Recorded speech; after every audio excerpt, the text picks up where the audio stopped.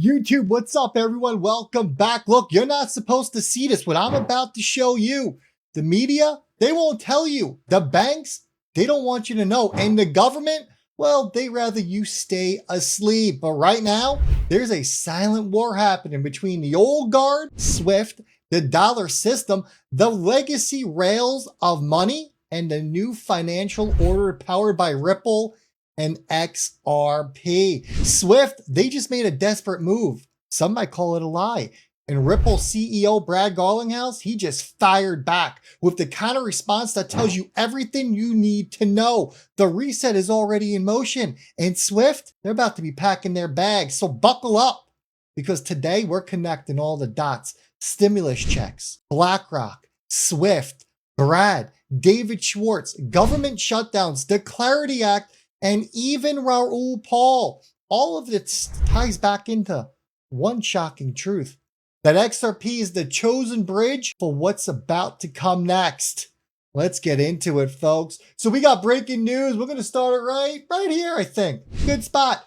Breaking news, President Trump, he puts this out. He is considering handing taxpayers $1,000 to $2,000 stimulus checks funded by the tariff revenue. I guess tariffs do work. Sounds like free money, right? But here's the catch. Every time the government hands out a stimulus, they inject more liquidity into a system that is already broken. Inflation, debt spirals, it doesn't matter. They just keep printing. But here's where it gets wild. What if these stimulus checks aren't just about helping people? What if it's about testing how fast money can move in a new system? Because think about that. Checks are slow, wires are clunky, banks take days, but XRP, it settles in seconds. If the US government is staring down a liquidity crisis, they can't afford to wait. They need rails that work instantly, globally, and are able to scale. Stimulus is the cover story now, isn't it? Liquidity, now that's the real story. And Ripple, well, that's your hidden solution. Then we jump over to this. Larry Fink, the CEO of BlackRock, you know, the biggest asset manager on the planet, he just said, I am very bullish on the long-term viability of Bitcoin. Listen. Look, I'm very bullish on the long-term viability of Bitcoin. I was going to say, did that surprise you? That surprised me how much that's gone up. I mean, look, we're creating now a market that has more liquidity, more transparency, and I'm pleasantly surprised, and I would never have predicted it before we filed it, that we were going to see this type of retail demand. So you thought you'd do good, but not this good. I thought, yes. Well, IBIT is your ETF over at iShares. Yes. It's about to overtake Grayscale, which was in the business certainly a lot longer. You look at the gains since January 11th when it first came about. Yep. Have you ever seen this much inflow this quickly into IBIT is the fastest growing ETF. Look, the fastest growing ETF. So let's decode that. Why is the head of BlackRock, the same group knee deep in central bank digital currencies, tokenized treasuries, and ETF dominance, suddenly hyping Bitcoin? Because Bitcoin's the decoy. They want retail money pouring into Bitcoin while institutions quietly build on the retail rails. Enterprise liquidity solutions like RippleNet. Larry talks Bitcoin for headlines, but behind the curtains, BlackRock is working with tokenized assets, derivatives, liquidity pools. Actually, the world that XRP was designed for, and BlackRock and Van Eck just partnered up with Ripple. Remember that one? Folks, it's all misdirection. They hype Bitcoin, but they build on Ripple. Then we get this. Thierry Silosi from SWIFT and Deb Pamab-Sen from Citi. They announced that SWIFT is building its own blockchain DLT system with Chainlink for cross-border payments. Fantastic. I love it. That's amazing. Sounds big, doesn't it? But ask yourself, why now? After decades of controlling the global payment system, why scramble for blockchain rails now? Because they're losing, everyone. They are losing. Ripple already solved cross-border payments years ago. Ripple's on-demand liquidity runs live corridors. It integrates with banks and has custody, central bank digital currencies, and stablecoins on deck. BlackRock, Goldman Sachs, Fidelity, Citi, JP Morgan, you name it, are all attending Ripple's swell event. SWIFT is arriving to a race that's already over. This SWIFT plus Chainlink news, it's not innovation, it's desperation. And you know what? Brad Garlinghouse, he knew that as well. Let's listen to a clip of this. Perspective, we have always been focused on cross-border payments and innovation in payments, really serving our clients to serve their end clients. So our customers are looking for solutions that can empower businesses and individuals to really relate to commercial business that's moving online. So our customers are looking to serve those end clients with easy, fast, predictable solutions, but at the same time offering optionality and offering best-in-class technology that can help them meet their objectives. Thierry Swift has announced a... Please, anyone believe this? And there you go. We talked about this in the other video, but look at Brad's response to Swift's announcement here. He didn't mince words. He basically said Swift is full of it. A nicer way of saying it though, right? A marketing stunt, not a meaningful product. And he's right. Ripple already has real infrastructure. Meanwhile, Swift is fumbling with prototypes. That's like showing up to a gunfight with a water pistol. You don't do it. Ripple already has real infrastructure. Meanwhile, Swift is still fumbling around. And then David Schwartz, Ripple CTO, drops a hint. He's like, don't rush to part with your XRP. Here's the tweet, right? He says, that's not just hopium, remember, right? This is an insider reminding the community that the rails are set. The system is already running, and the real fireworks, well, they haven't even started yet, but those fireworks are coming. Now picture this, because Jake put this tweet out. It's pretty interesting.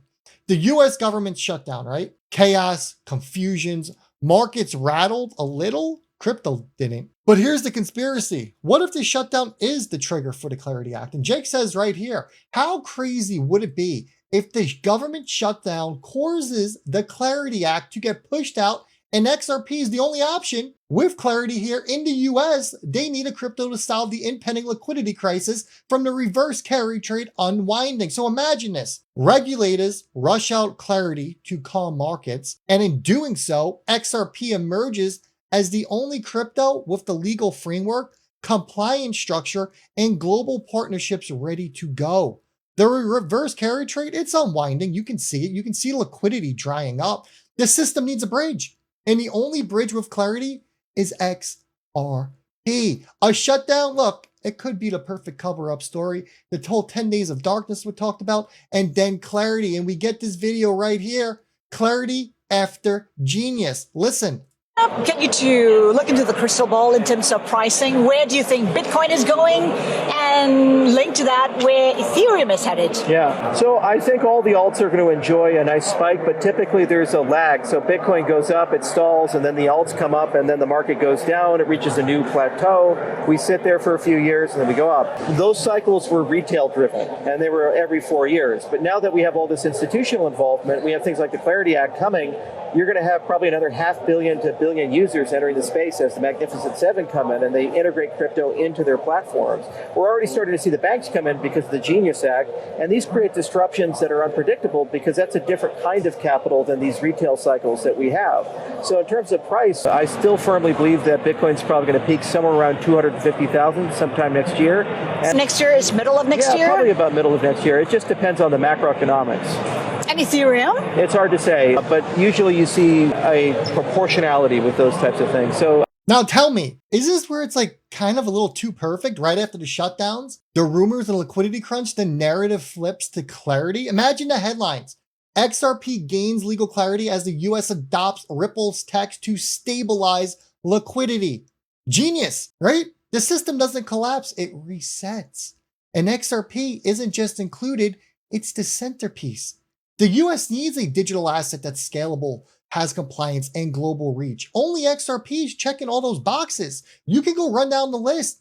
And if you find another asset that checks all those boxes, please comment it down below. Folks, this isn't random. This is scripted. And then Raoul Pol gets into it. He drops it. He's like, look, Bitcoin is about to explode. He's like, the bull market is going to continue. And it 100% is going to continue. Now connect the dots, right? Bitcoin pumps, retail floods in, headlines are screaming, but what's happening behind the scenes? Institutions are loading up. What are they loading up on? If I had to take a guess, it's going to be XRP. Governments, they're getting clarity ready. Swift is stumbling. What? Ripple is building. Bitcoin's explosion, it's the smokescreen. It has always been the smokescreen. The real transfer of power happens quietly through XRP. Listen to our rule here. We are now still in the early phase of phase 2. This is not a phase 2 correction. We've barely broken out. In fact, most other assets, thinking about stuff like total market cap, X, Bitcoin and ETH, haven't yet broken. Now think of the banana zone here. All of these previous 3 were all only one period wide, this 1 year. This one will be wider. So which is why the market looks less parabolic at this stage. But the parabola will occur, and Julian showed you with that work earlier, and we will have a phase 2 correction. That's right. So you know what that means? The bull continues, but the real bull run isn't Bitcoin. It's in XRP. Once the reset flips, the switch, all the liquidity, the central bank digital currencies, the tokenization, the CME, BlackRock, Fidelity, all getting involved here, folks. Let's tie this all together. Stimulus checks covers for liquidity rails. BlackRock is hyping Bitcoin in the biggest misdirection we have ever seen. Swift plus Chainlink, well, it's a little too late at this point, don't you think? Brad and David, they're calm because they've already won. Government shutdown, the perfect trigger for clarity. Clarity itself, that's the genius plan. Raul's poll, Bitcoin hype, the signal before XRP takes the throne. Ripple, they just didn't destroy Swift. Brad confirmed it. The 10 days of darkness, that's your reset. And when the lights come back on, and they're gonna come back on, XRP, it's gonna be the bridge asset of the new financial system. I hope you're ready. So the question is, are you positioned? Are you gonna look back and realize that you have missed the single biggest transfer of wealth in human history? Folks, Q4 is going to be one of the craziest times you have ever experienced in the cryptocurrency markets. The question is, are you in position? I hope you are. I know I am. I can see what's coming. Smash that like button if you're in the XRP army. Drop a hold strong down below in the comments. Do me a favor, share this video out, because the more people that we can wake up now, the less painful that this darkness is going to be. The old system, it's collapsing. The new system, it's already here. And guess what? XRP is the key asset.